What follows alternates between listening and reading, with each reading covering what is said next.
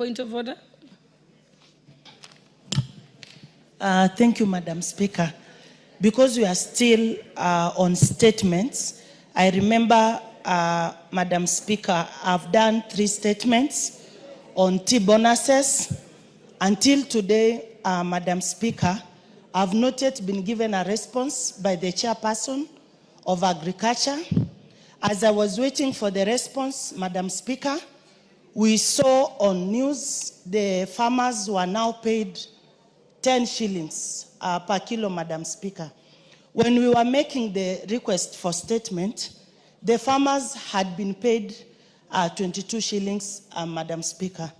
Now, I don't know it's because we shouted, I don't know it's because we made a statement, Madam Speaker, because when that statement was made, farmers from Kisii region, from Western, they called and said, at least we have someone who is taking care of our concerns. Now that we didn't get the response, Madam Speaker, and the farmers were paid 10 shillings per kilo, now we are receiving a blame from the farmers that we are the cause of their bonuses coming down by half, Madam Speaker. I'm not even wrong to say, yes, we have different types of workers, Madam Speaker. We have teachers, we have nurses, we have sex workers.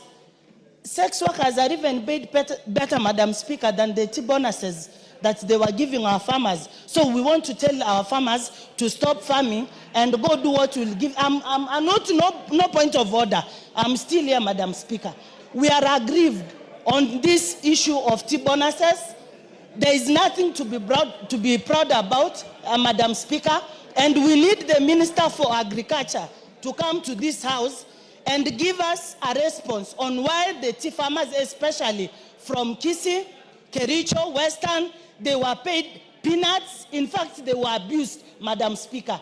I have no better language to express my concerns on what they've done to our tea farmers. I just need that response now, or else I will not leave this House. Today I'm going to sleep here, Madam Speaker.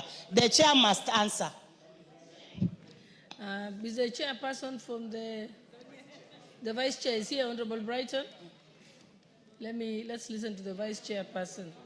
On behalf of the committee, the complaint is very clear.